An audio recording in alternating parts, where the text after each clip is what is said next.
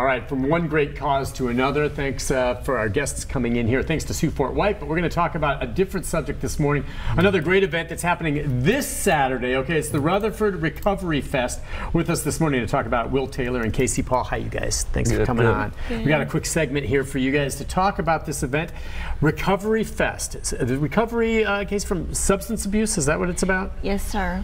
And many different substances. We're not limiting just to opioids or anything like that. So whether it's alcohol or, you know, we're not limiting. Okay, so meaning any kind of substance that you can become addicted to. Yes, Some sir. Alcohol obviously is legal among adults, Yes. but also the illegal drugs as well. Yes, sir. All right, and so Will, you've done this before, right? How many years have you guys done this now? Is this the This is our second year? Okay, because I remember you came up last year to talk about it. All right, talk about what the event is. It's Saturday from 10 to 5 o'clock, right? Where is it? Right, it's at Patterson Park in Murfreesboro. It's just going to be an opportunity to get together, try to help break the stigmas associated with just addictions in general. We'll have providers. So there'll be booths set up there at the park? Is that basically it? I mean, and folks can show up and walk around, talk, pick up flyers, things like that? Correct, yes sir. There will also be speakers, some live music, cool. some activities for the kids to play, some door prizes. Any food? Oh yeah, food trucks. I knew there would be food trucks there. That's awesome. So yeah, I'm hoping that this year it's going to be bigger than even last year. I mean, the turnout. So the idea, how do you think this helps, Casey? I mean, how will it help? I believe, based on what I've heard from last year, where we bring the resources to them as opposed to them going to the resources, there's a lot of stigma associated with that, or even pressure like, well, they take me seriously. At this event, everybody's allowed to come as they are, so if they feel like, based on the information that they receive, if they feel like they meet that category, or even a family member, they can get services right there. See, that's what I was thinking too. I'm guessing most of the people that will attend this may be loved ones of those. I mean, you may have a few people that come up and say, look, I'm addicted to opioids, can you help me? I just don't see a lot of people doing it. But I do see their family members. Is that what it's maybe more, you think? Yes, sir. And with it being family friendly, like if a high school student even comes up to get more information about it for themselves and they have a family member or even a friend, they can give them resources as well, because we want to not only be the providers for the information, but for the community to be able to own it. Okay, and so but literally right then, I mean, you know, really, how so? Like, you'll go and you could be at a booth where you can get some help right then?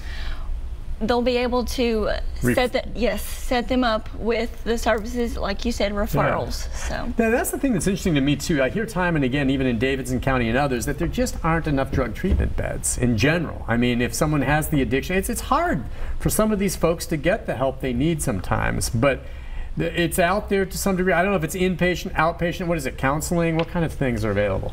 Yeah, there's a array of a variety there, you know, inpatient, outpatient, detox, medically assisted. A new thing now is maintenance assisted therapy. What is that? What is maintenance assisted? That's something kind of like that we're really targeting towards the opiate epidemic. It's using medications to help taper off, and usually that looks like a longer term treatment. It was like Suboxone? Right, yes sir. Yeah, something like that. Will there be a booth set up for Narcan? Talking about... Yes, there will actually be a Narcan training all throughout the day, so people will be able to get kits and certificates. So. Oh, what do you mean? Yeah, okay, so yeah, I guess Narcan now is something that, you know, anyone can have should they need it to save someone who's overdosing, right? Correct. So there'll be actually training on how to use Narcan? Correct. And kits. Oh, that's awesome. Yes, and with the certificate, it will have proof that, you know, they are trained to do that. So you have to have, and I should be familiar with this, so to be able to administer and have Narcan, you should have special training or the certificate to get that. So if you go, this will give you that training. Correct. Oh, that's awesome. That's awesome. And in Narcan, we've seen how many people's lives that's saved. The scary thing out there now, though, is that with a lot of these drugs being cut with fentanyl, I mean, what are you telling people about this? I've done stories where, you know, these people thought they were getting something that was still illicit, but they didn't know it was cut, and they died. I mean, yeah, fatal overdose is still brutal, and I don't. You can go online and order some of this stuff from China. It's everywhere. It's everywhere, yeah, and that's the biggest thing, you know. And You know, so there's still stigmas even associated with the Narcan. The one thing about it is that with this event, we're trying to just promote saving lives. You know, one thing that we hope the individuals live, whether it's a family member, whether it's somebody that's living in recovery or somebody that's struggling, is they leave with the message of hope, you know. You know, my personal outtake on Narcan is the only thing it enables is life, you know. So to give that person maybe another opportunity to grasp it. There's no one-way route to recovery, and it takes what it takes. So yeah, I mean, and I guess you both of you. What do you do? Do you work with some of the folks? I'm the grants manager, administrative assistant. So I do see with the Prevention Coalition for Success. So yeah, when we do go out into the community, we had an opioid town hall meeting on Thursday. And so that was a perfect opportunity to reach out to the community, and there were just so many, even parents and grandparents, like, what do we do? And we also, a lot of them had, you know, family members that were in that situation. They were like, yeah, we need help. Yeah, and so, well, okay, well, the whole key there, that last thing you said is we need help. Again, let's just remind folks about, you know, the Recovery Fest, which is kind of a cool name. And there's the graphic, Rutherford Recovery Festival, and it's Saturday from 10 to 5. If it's free, right? Yes. We should say. I mean, you get there, and if there's food trucks, you have to pay for that and stuff. But as far as the booths and the information, the Narcan training, all of that is provided there. Correct. Just going for the Narcan training alone is worth it, I would say, and to get more of the information. It's, again, you said it's going to be at Patterson Park. Yes, sir. From 10 to 5. Hopefully the weather will hold up okay, and it should. I don't want to see Hurricane Florence residual. Maybe that's going to come later in the week or whatever.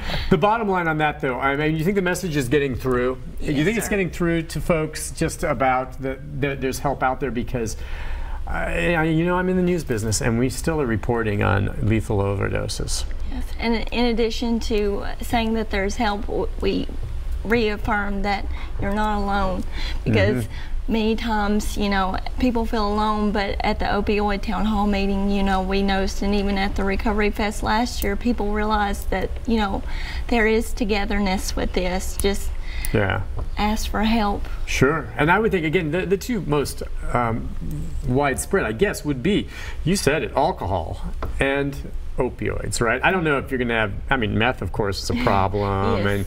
and, you know, we've seen a spike in heroin, cocaine. You guys would be open to any of that if they're discussing. But it's really, and I guess heroin is a form of opioid, but opioids and alcoholism, right?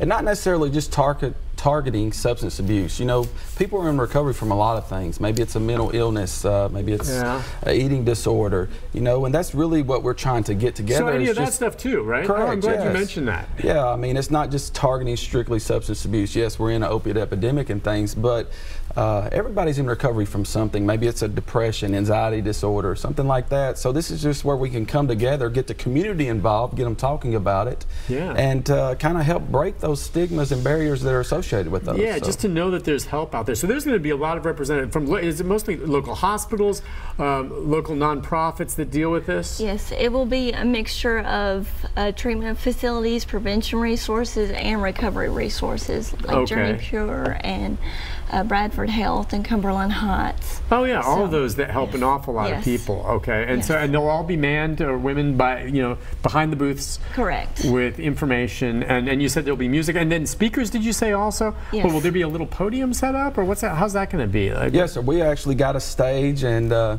big tent and things that kind of help. We're hoping the sun's going to be shining. I think but yeah, just telling testimonies. You know, hopefully delivering the message of hope. Yeah. And like I said, that's the biggest thing, is to let people know that, hey, there is hope. There's light at the end of the tunnel.